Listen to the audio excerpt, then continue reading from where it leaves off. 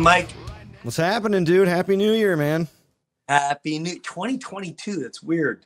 Yeah, I've been hearing a lot of people like saying 2022. So it's like the sequel of 2020, and I'm really hoping not. Yeah, Really no, hoping. me either. Although I feel like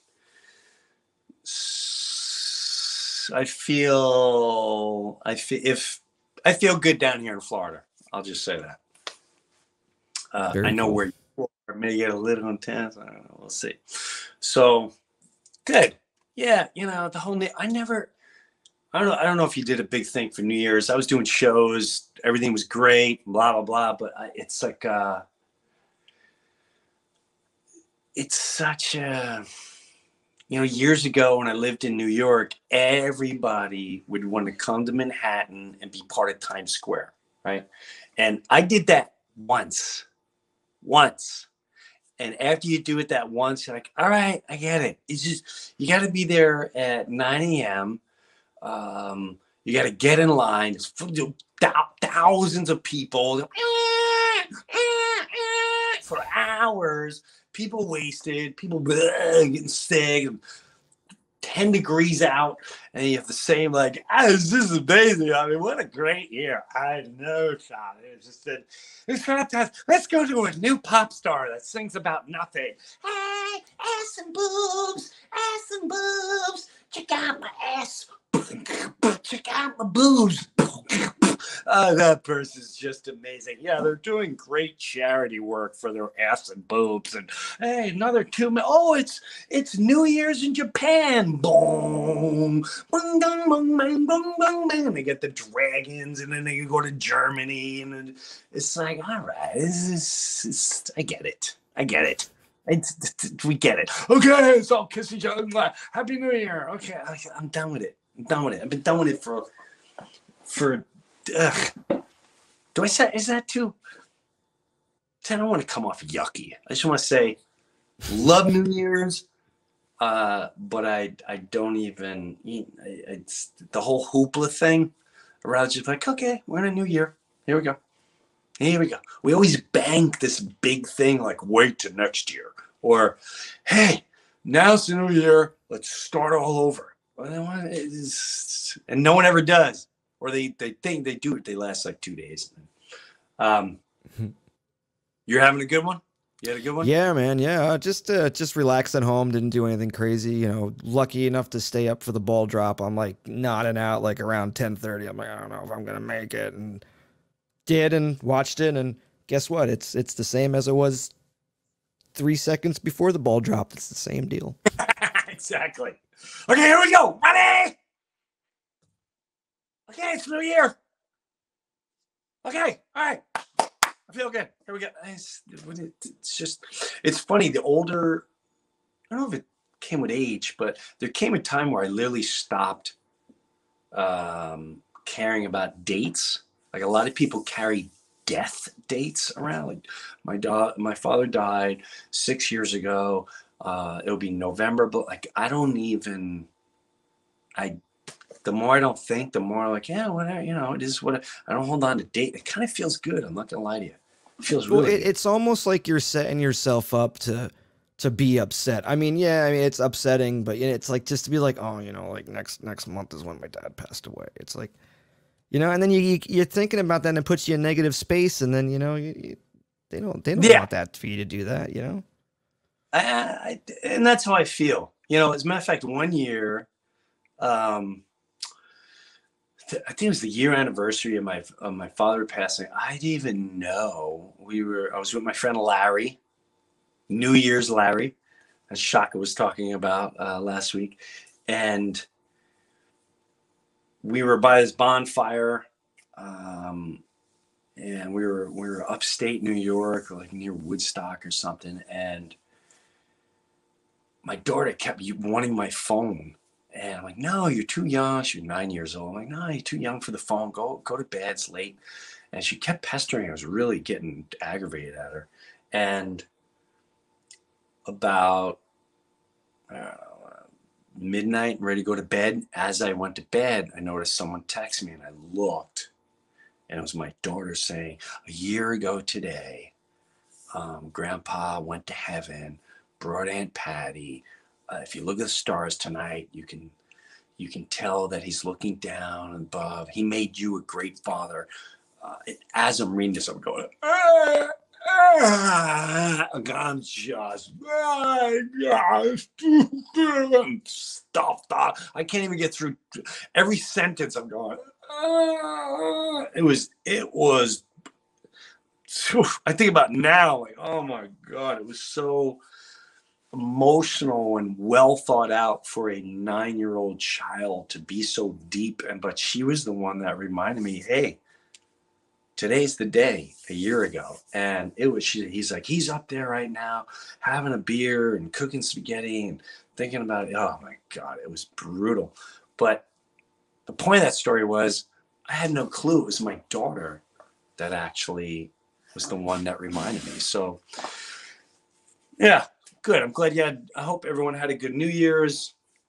I guess the point of that story is maybe sometimes we don't have to hold on to a date. Now, marriage, different story. Your kid's birthday, you still might want to remember those, I would say. Everything else, I don't know. It might not hurt.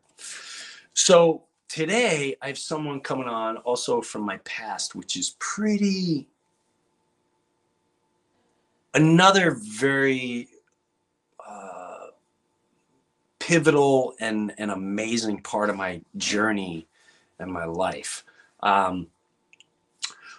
When I decided to officially, I'm going for it all, stand-up comedy or bust, TV or bust, and I'm going to be an entertainer, blah, blah, or bust. It was 1989, and I was living in Florida, and I saw Eddie Murphy. Eddie Murphy was on Arsenio Hall's show, and Arsenio Hall said, Eddie, is there anything you can say to young comedians out there or anyone being the shit? And Eddie Murphy looked at the camera and said, don't listen to your mother. He goes, your mother always wants you to fall back on something and do this and do that and do that. And I said, don't listen to your mother, because you won't do something. You won't do 100%. And I swore to God, he was talking to me. I'm listening like that. I'm like, he's right. Why am I trying to appease my mother? And so I looked at places I could do stand-up comedy. My hair is dry. I mean, that's whatever. That's the ego in me. That's the vanity in me. And so there's a place called Ron Bennington's Comedy Scene at the Ramada Inn in Clearwater, Florida, on Gulf to Bay Boulevard. And I go there and I meet a couple comics and this guy, Lou Angelwolf.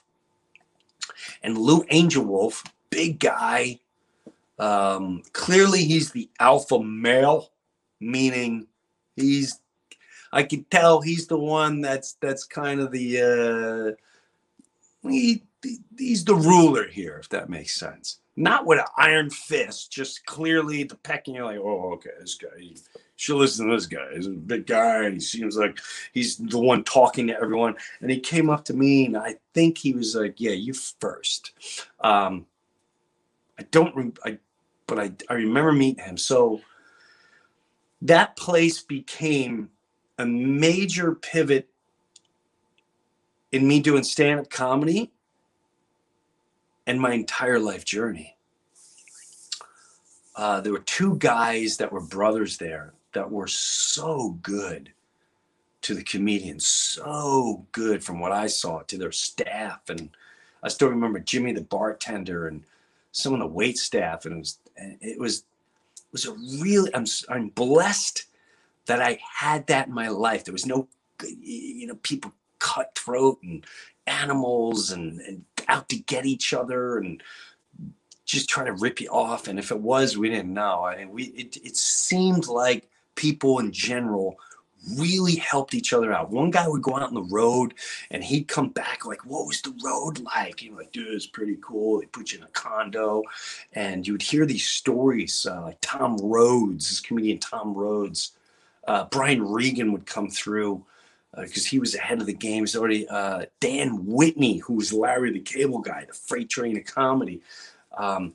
These guys were like headliners. And you had Billy Gardell, he would come by and like, dude, I'm starting to get these road gigs. It's really pretty awesome, Breuer. I'm like, what, what did you wanted to hear about the road, fantasize? Like, what is it like? Is there girls? Is it like, do you get standing ovation? Like, what is it like?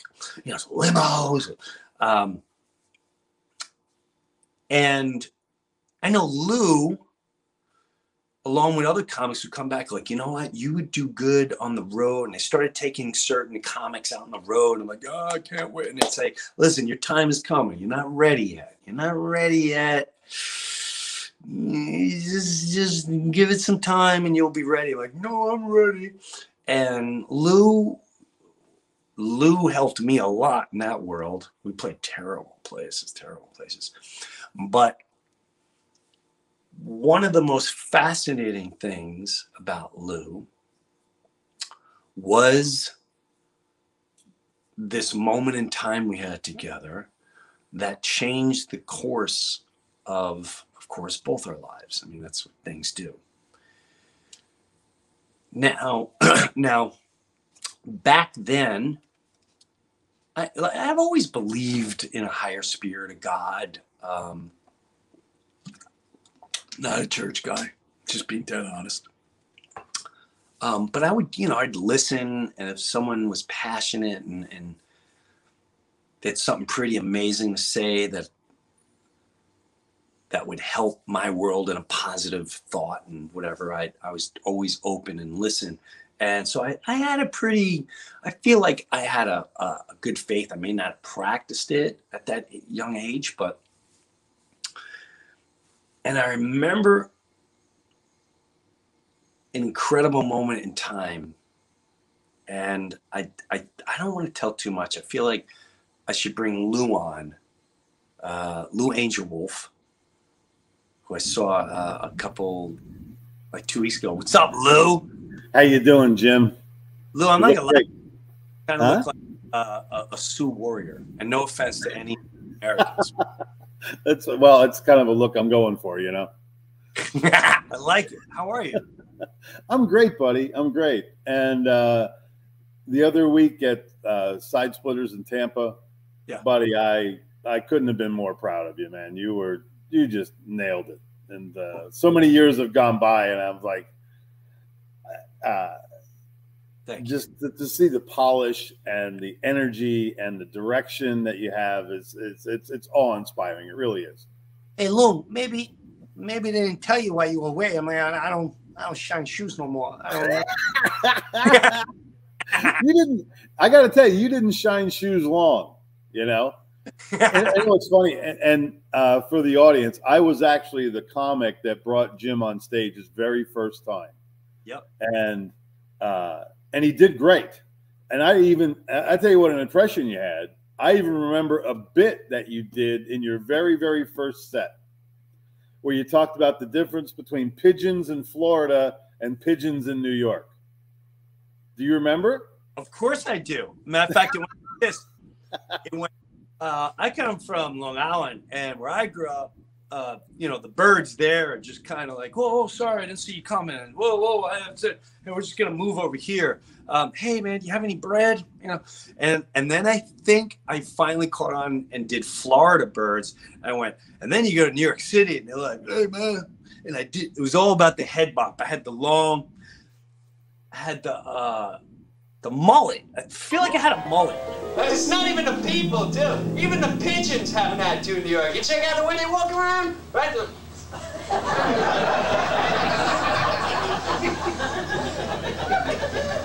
What are you looking at, shithead? You got some bread? It's not like down here in Florida. And I had a mullet. And I go, hey man, is that your car parked over there? Yeah, you got any bread? No? All right, well, I'm gonna leave some spots. It's something like gonna crap all over. New York and them pigeons, they're like, why didn't you walk around me there, fat boy? What are you, from Florida? I look like an egret to you? I was pissed off. I was like, make me walk around you? Yeah, why don't you try this pebble upside your head? You think it would bother a pigeon? Nah, didn't faze him a bit, man. He's sitting there going, oh, that hurt. really hurt. Call 911. I'm dying over here. No, I ain't gonna shit on his head. I got a better idea. What do you think, you're bad throwing them pebbles? Say something, pal. This your Buick? Park over here. And I thought it was genius. I thought I was like, I'm going to be discovered so quick. I mean, way too clever for everyone else in here. I was so cocky and confident. I called it confident. You saw cocky, which I always laughed at. You're like, you were cocky. But you know what? That's in my aged life. I really appreciate that in somebody now. You know, see, we were peers back then. Okay, yeah. And but I also said to the audience, you had your first set was fantastic, which is really rare for a stand-up comic to do well his first time. The people liked you. You had good delivery. Your energy was, well, it's your energy. And still you maintaining it today. It's amazing. But I said, ladies and gentlemen, I said, that guy's either going to be really famous or get his ass beat regularly. You did say that. Yes, I did. I know you did. I was like, what does he mean by that? You jealous? You jealous? Yeah. A little bit. A little jelly. It was, but dude, you were a natural, and I was sure of it. Well, and who was do you remember the manager? It was Brett and Scott Fisher. I'm sorry, Scott, if you listen, but it was Brett and Scott, and I have nothing but amazing memories of them, and I feel like they were really helpful for every comic. They really liked you, especially, and they were very nice to the comedians. I mean, they had a lot to do with me. You know, here I am 37 years later, knocking it out. So they were helpful. They were kind. They gave you stage time. Yeah. If you had a bad set, they didn't exile you to the 99th spot in the line. But they were really good dudes, and that was. And you were right. I was listening to your preface. We were very, very communal back then. We really did help each other out. We wrote taglines for each other. Remember, you just sit off stage, you go, "Hey, man, try that at the end of this." Yeah. And there was our egos were so mildly collective. Yeah. Okay, like it's like you really. We wanted all of us to make it. We like. Yeah. Yeah, but some of us wanted to get there a little quicker, including my. But I didn't want anyone to not do good. Right. That's what I loved. It was really cool. It was a really awesome time. So I've told stories like this before, and I think I start. This is one of those I feel is amazing story, but I love hearing both perspectives because I do remember hearing yours, but I don't remember it fully. And my apologies for that. No problem. This is what I'm going to tell everyone. So Lou asked me to go do this biker bar, if I remember, in like Daytona Beach. And he's going, now, kid, listen, kid. I think you call me kid a lot. You're like, listen, kid, Brewski, listen to me, Brewski. Now, it's going to be a rough gig. I'm telling you that right now. They're playing pool. I got vest on. They're probably not going to want to listen to us. Just quick, in and out. Get me up there as quick as you can. Yep. Get the money and run. Yeah, let's get the money. Let's get out of here. And we stayed at a condo overnight. I don't know if we did two. No. We had a nice waterfront room, like a big Holiday Inn. I remember this night. Okay, and so and we shared the room, right? Like I slept on the couch. We had adjoining rooms. Okay. Because we played a marathon cup ball game till like 2 o'clock in the morning. What did we play? Cup ball where you wad up. You like if you hit the drapes, it was a home run. If you hit the couch, it was a triple. Oh my God, I forgot about that. Dude, you ran across the furniture. It was hilarious. Absolutely hilarious. It was Oh my God, I forgot. You know what? I forgot. If I was on the road, I'm like, no, if we're stuck here, we're having fun. And I'm bringing games. Right. And I'm forcing you to play just so I can beat you. And so. And you did. Yeah, I'm going to teach you to be competitive enough, and then I'm going to beat you. When I did a tour, oh my God. This has all come back to me. Every time I did a tour, I would bring a Nerf ball, and we would play handball until like 3, 4 in the morning, like you said. And if we didn't get that, I get toilet paper. And bing, bang. And all I could think, I was like, what the hell is the next room thinking? They must think like we're animals. We're playing handball with toilet paper. I'm like going, that was foul. No, it wasn't foul. You said if it hits the seal, it's an automatic out. Not if it bounces off it. Oh, no, we're going to change. I don't change. Dude, you're the cheater. I'm the cheater. To 3, 4 in the morning. So, Larry. Oh my God! All right, I forgot about that. So now we get up. We get up in the morning. Wow, you got such a good memory. All I remember. This is the side I remember. You're sitting. I get up and I'm all perky, like, "Hey man, it's a new day. Let's do this." So we leave. I think we were leaving that day. We were definitely leaving that day, and I go, hey, morning, Lou. And you're lighting a joint. Right? Yeah. You want to hit Brewski? And I went, dude, it's just like 9 a.m. What, bro? No. And you said something, and I'll never forget your demeanor.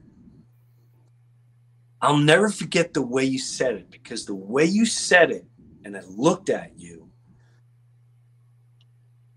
again, I don't know if it's instinct. I felt an emotion going, oh boy, you went, Brewski, something to the effect of, you're young and, you got all this going for you.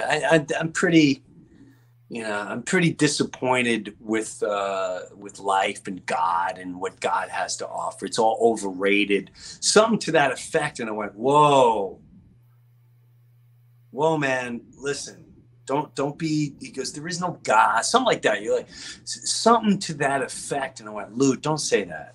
Don't say that. And you are going to strike me down. Listen, Brewski, you're young.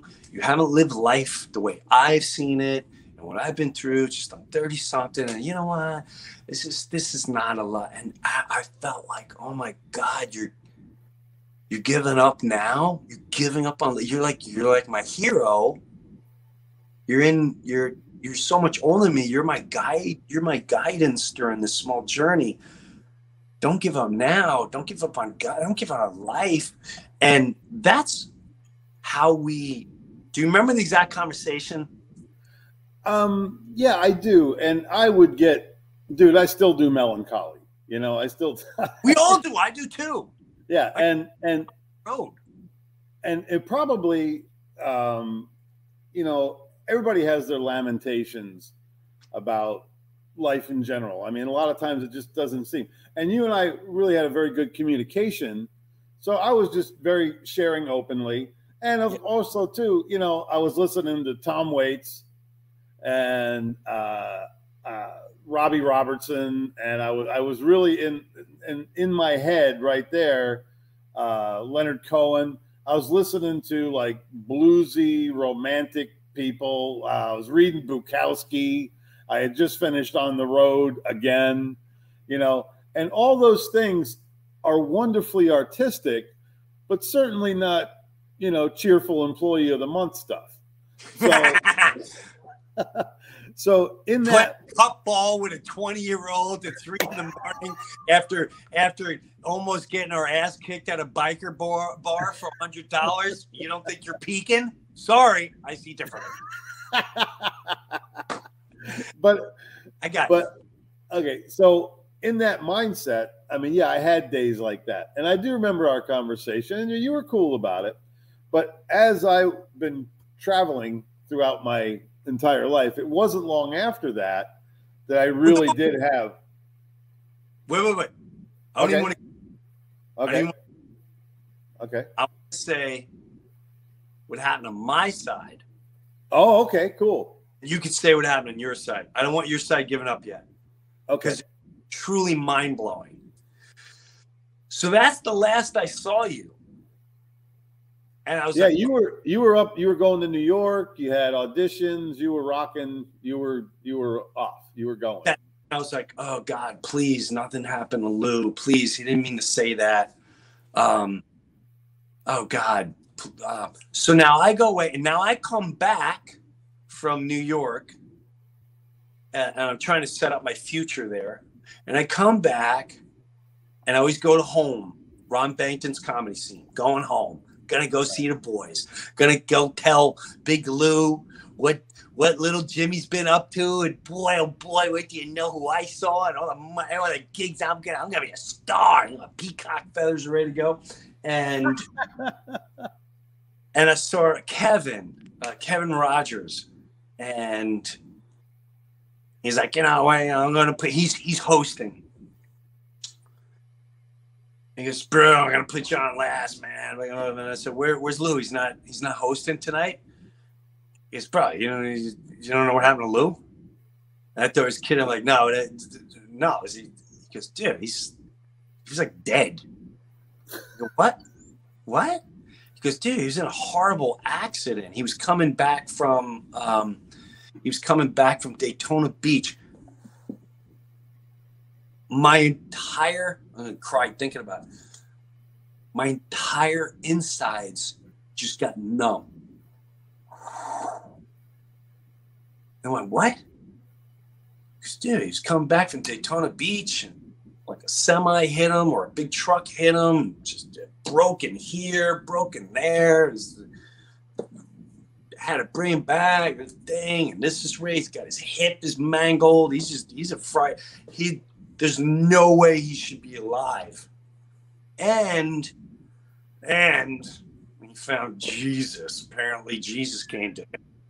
And so now with everyone else,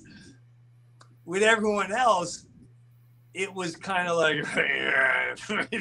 yeah, here we go with that. Where I took it as, whoa, okay. Maybe that would have happened anyway, but the conversation that we left off with, yep, for me makes this way more intense. Yes. And my heightened awareness is on a high where they're not getting it. They're like, Jesus. Oh, apparently Jesus, dude, you don't want to be in a car with him for more than 3 hours. Jesus, like, so he's still there? Like, what's going on? And so I forgot when we reconnected, but now tell what happened, what actually happened. I was actually driving to Crackers Comedy Club, which is now Side Splitters in Tampa. Yep. Okay. And I lost. It was a drizzly night. I lost control of the car. I hit a truck head on Racetrack Road, and I was straight legged on the brake, and my shin bone went through my knee. My femur went through my pelvis. I broke all kinds of stuff. They had to cut me out and all that other stuff. So it was a very big. It was a big crash. And I was in traction, and then my leg was in a halo and all that stuff. And in that night, okay, and I don't know, one of the nights thereafter, they'd patched me back up, and Frankie Bastille came to see me. Mark Klein came to see me. It was the outpouring of love of the comedians that were coming to see me. And of course Kevin and Durso and everybody. It was so beautiful. Gary Wilcox and Mike Nilsson and all this. Anyway, so my dad had recently found Jesus like the year before. Okay. Yeah. He was born again. Okay. And he had his pastor, which is Dr. Michael Guido, who had the largest tract ministry in the world. There was little Bible tracts. You know, when you're in the bathroom at a truck stop and there's a little something jammed up in between the hinge and you pull it down and it's, have you met Jesus? You know, it's one of those things, you know. Well, he was the guy that published those. Well, anyway, he calls me in my hospital bed and he asks me, he goes, you know, you had a near-death experience. And I go, yeah. He says, well, you know, if you had, you know, the truck was another foot this way or that way, it could have turned out completely different. He goes, I know. He goes, well, do you know if you would have perished that night, would you have gone to heaven? I went, yeah, I think so. He goes, do you know you would have? And so then he's leaning in for the confession, right? Right. So, and what? Yeah, exactly. And what do I got to lose at this point? This is not what I did, but go ahead. Right. So, I mean, my leg's in a halo. I mean, anyway, I'm in a hospital bed in Tampa General. And so he says the sinner's prayer with me. I surrender my heart to the Lord. And this like hot stream of tears without a break, just a gush, just ran down. It made my shirt all wet. And I said, yeah, man, come into my heart. And I was given the gift of the Holy Spirit at that time. I literally slept the most peaceful sleep ever that night. And the next morning I wake up, okay, and I'm just going, what really just happened to me?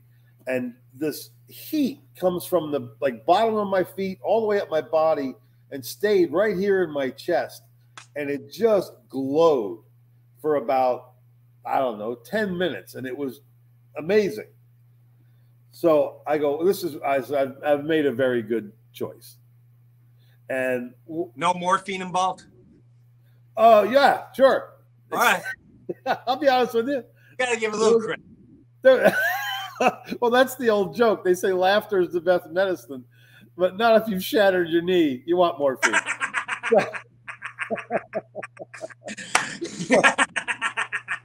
So anyway, that next morning, the guys, the people come from the hospital and they go, you want to go have breakfast? I go, yeah. So they pushed me out on the lanai. There was like a little landing deck out there.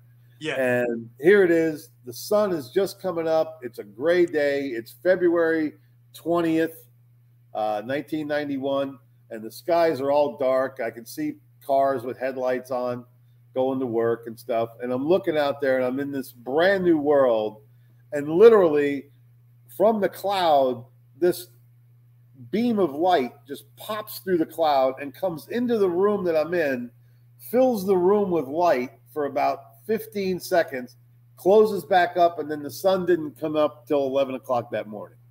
Wow. So I had this like really big connection. I mean, I bought everything. I bought the whole package. I bought the vacation tour pack. I bought the jet ski rides. I bought the pet sitting service. I bought everything. Okay. So, and you started talking to me about Metallica lyrics and all that. I'm like, Lou, don't get into my Metallica. Forget that. Well, obviously, all that stuff was just like glaring at me at that point, afterwards. It's pretty damn blatant still, You would say that. You would like, it's blatant. Listen to what's being said. Well, you think that's this, or you think that's no? He's like, no, it's either here or there. Go ahead, I cut you off, but like that is so funny. You bought the whole package. But anyway, and of course, with any new zealous convert, there's two great things about a new zealous convert. They're pure. They want to tell it. They want to share it. But also the other thing is they don't know what the hell they're talking about, because it's all brand new to them. So my wife did this, I don't know, whatever amount of years ago, but it was the same. This is why it's so funny to me. So go ahead. It was like, do you guys know that they have this thing called a pool and you can swim in it? What?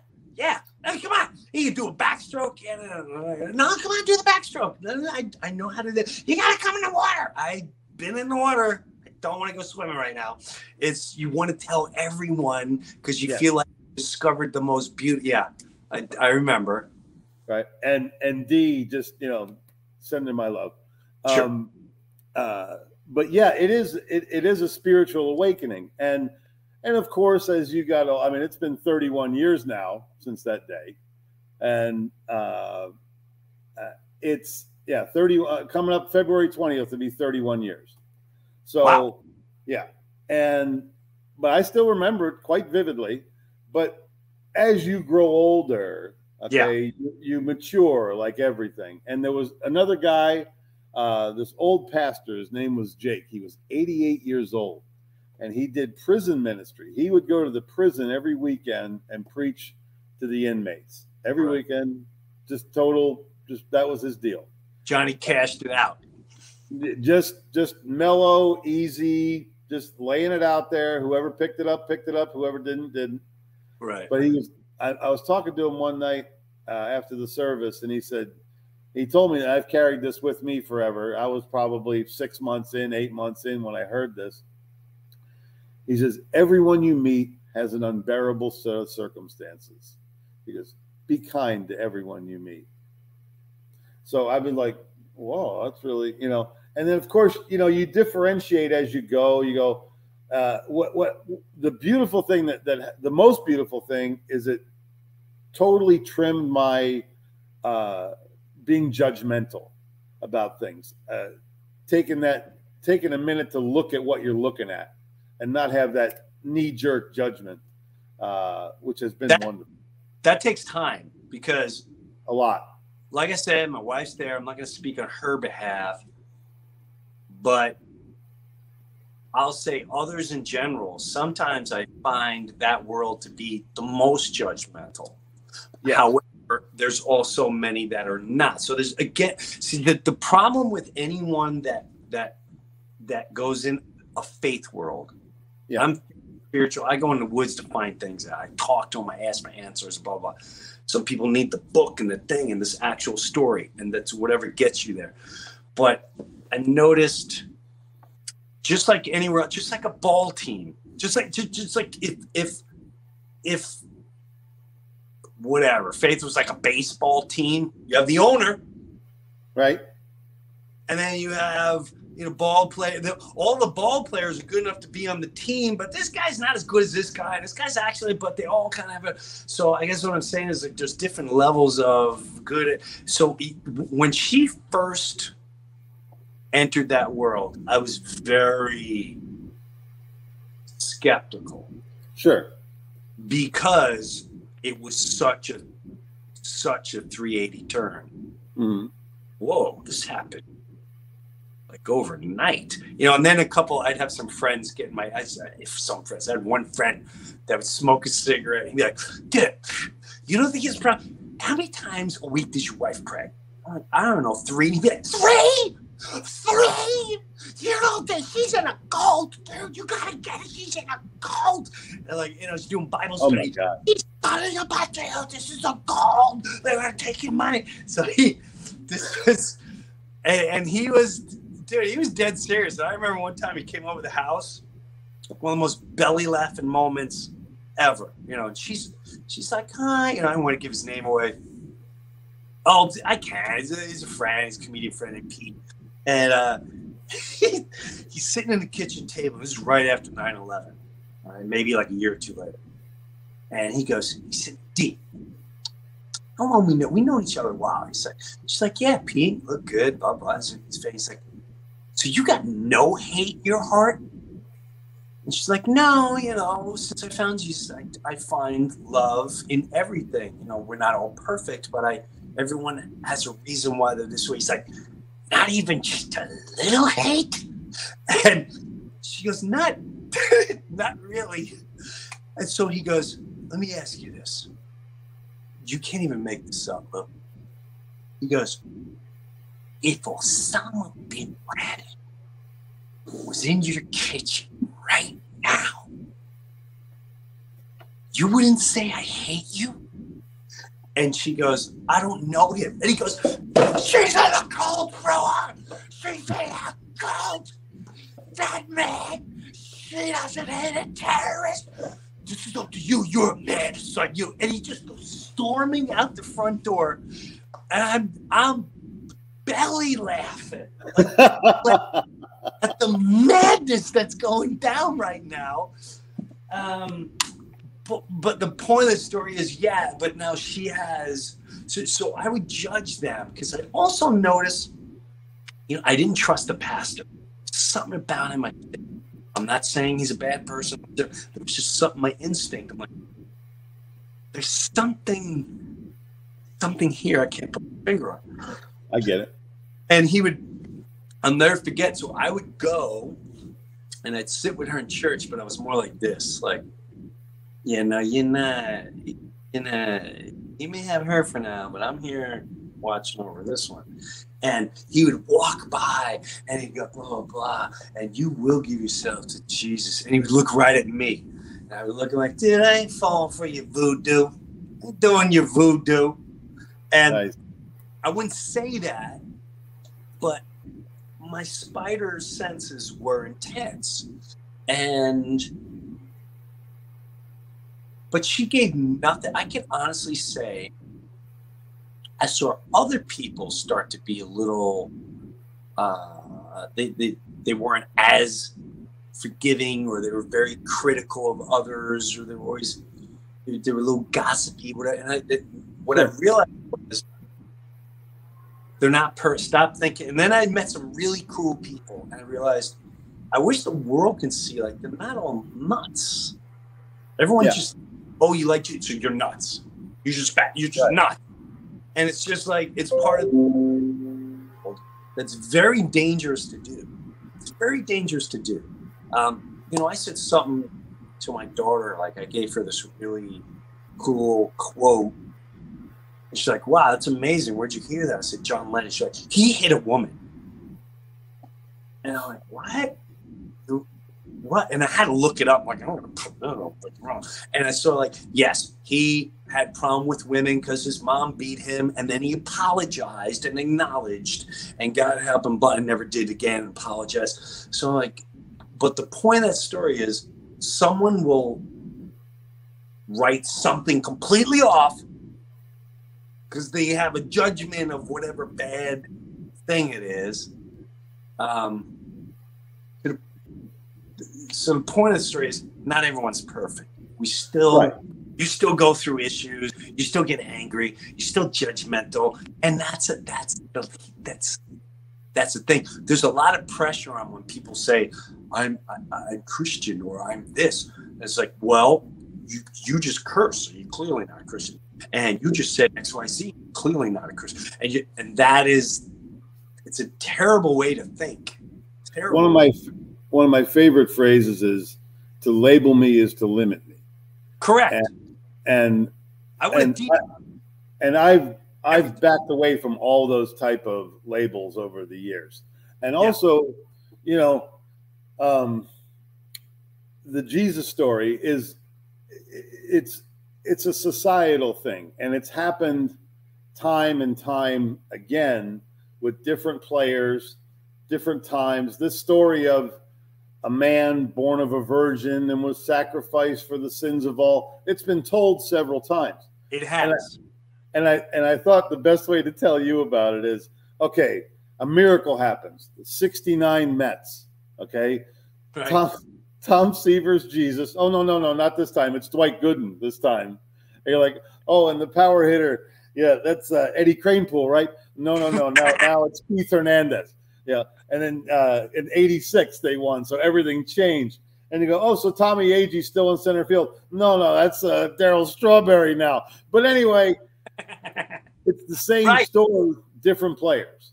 Okay. Right. And the other thing that I've come to realize over the many years is when I had that born again experience, however you want to put it, what happened that night is I was willing to forgive myself of all the stuff I was carrying around. And right, you a lot. I could tell you were. Dude, I still. So in your demeanor, I saw it in the way you spoke, and you were like, you were looking at yourself at my age. That's what I got out of that.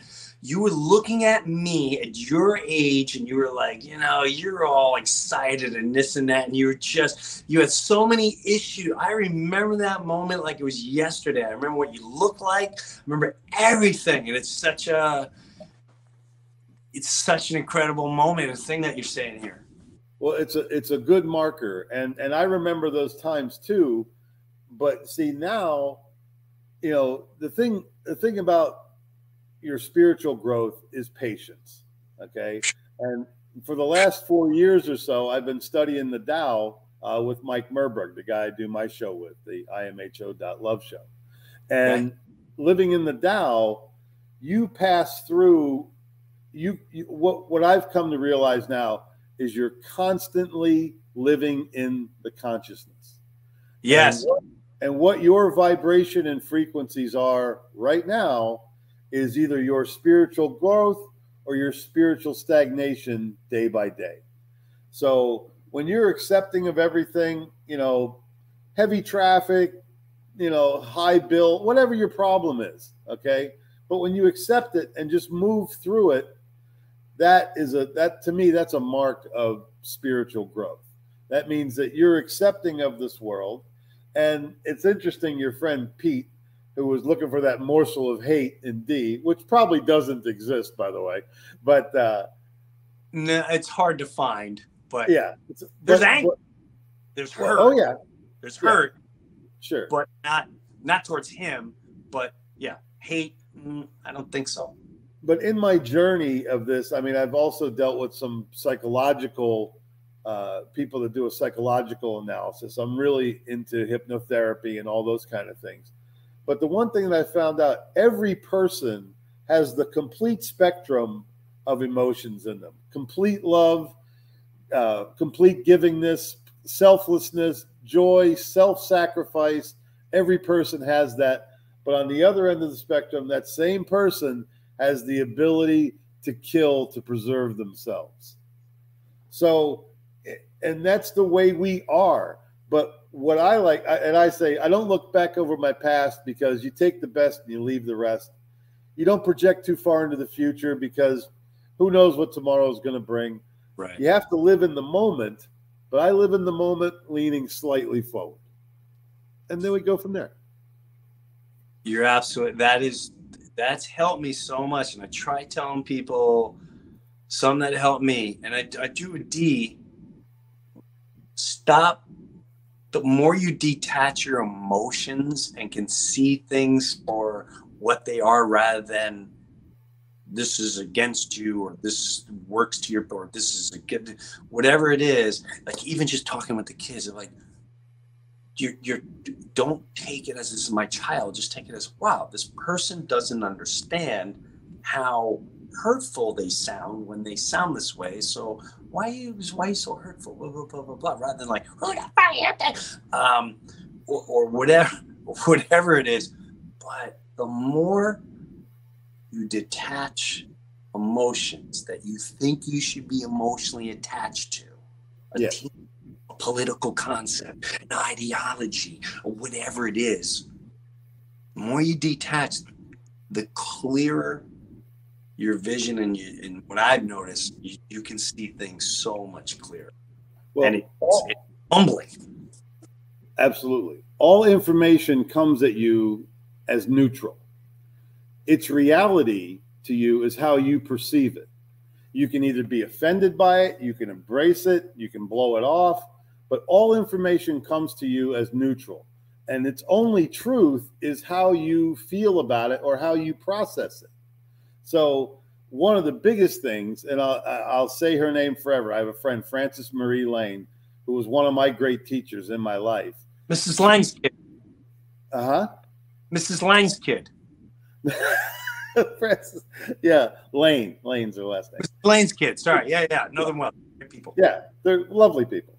Anyway, she taught me how to get over the victim mentality. How everything, because we absorb everything. And, if you're empathic at all or you have those levels of emotion, you're going to absorb negativity. And to help dissolve it, we often blame other things and other entities. Well, you have to neutralize that as well. You can't be a victim of anything. It came as you neutral, and now you have to process it in a positive way back to you. If it's something you want to disregard, please disregard it. Don't carry around garbage, okay? But if it's something good that you're gonna grow from, take it in, think about it, hold it, cherish it, put it in the back closet, whatever you do with it. All of this information. I just run that little neutralizer over it, and I'm very, very hard to offend. And as you grow in your path, you'll find your ego dies more and more every day. That you realize you're the sum of your parts. The only thing that really makes you worth anything is the spirit that you carry with you. Yep. So Hey Lou. Yeah. Love you, brother. Thanks for coming on today. Where can people find you? You said you do something. You said you have a podcast. I have a show. It's on. We broadcast Facebook Live, but it's also on BitChute and Podbean and YouTube. It's called IamHO.love. In my humble opinion, .love. Because love is the end of everything, and everything else is an opinion. People go, I want the facts. You have a variation of facts. You have a variation of ideologies that you've stuck together that's comfortable for you to blow out your cake hole and feel good about. You didn't necessarily find the truth. You found something palatable for you to repeat. So in that, so IamHO.love. It's on, we got a show tonight, 7:30 Eastern time on Facebook Live. And then we backlog all the shows. Sounds good, brother. Be safe. Love you. Jimmy, I love you, buddy. And this was, I've been waiting for this day. And good. I'm happy we got to talk. Me too. With everybody. I guess maybe I'll see you in Tampa. Please do. Call me. I'm still working. All right. There, bro. I'll get you details while you're here. Lou Angelwolf. Love you too, pal. Later.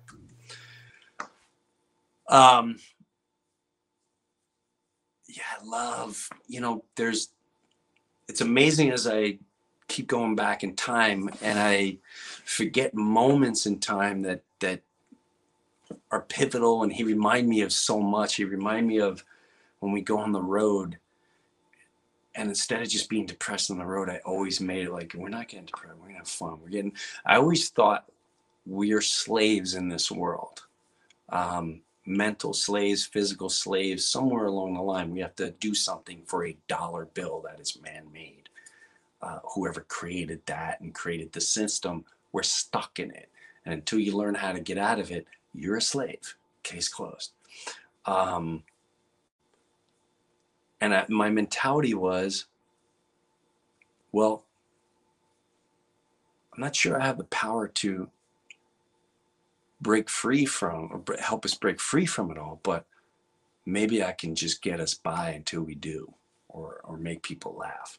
And I remember going on the road with Lou and so many, I did it with Shaka too. I should have 2 weeks ago brought up with Shaka, where I have to bring up the time when me, him, and Larry and Lars Ulrich and Metallica moshed in the back of my tour bus. So funny. But we always found something. Never lose that kid in you. Whatever that child is in you, that's what's going to keep you alive and your spirit going to the end of time. I'm telling you. Whether it's riding a bike, you don't have to get on a bike and like put on your spandex and blah, blah. I'm not saying that's wrong. I'm just saying, remember the time you're on a bike and then you drop your hands and then you're just kind of checking out the neighborhood and you're just strolling around. You're riding a bike. You're looking at the scenery. You're enjoying. You're letting thoughts come in your head. No headphones. Listening to the lawnmower. Listening to the birds. Seeing the sun. Take a moment. Be a child. Come up with goofy games. When you're all together, come up with a game. Do something. Something that'll make you laugh. Something. Don't ever underestimate the child spirit in you. Trust me. I sound like some. I gotta get back to like some. We're gonna get. By the way, thanks for watching. Thanks for listening. We're gonna get into some stuff too. By the way, me and Mike are working on stand-up clips. That's from the past that may be cringy. But it's worth seeing the growth in those moments in time and all that. I wish you all the best. I'll see you next week. Thank you, all Patreon members. I'm extremely flattered.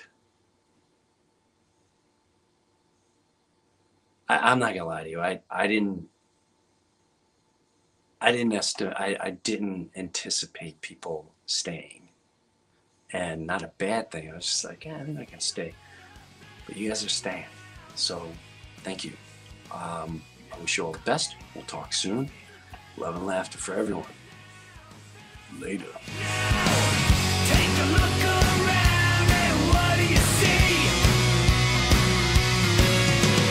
Lock the date down tonight. We'll make it history. Yeah. Breuer! This is going to be a Broadway play in 3 years. 6 foot safe. You look great, Grandpa. Take out your cameras for selfies because Jim wanted his head sticking out the edge of the cannon. Oh my God, I love these. Sexist, racist, rights, gay rights, people rights, human rights. For what you are about to receive. And may you all have love and laughter in this crazy lifetime we're living.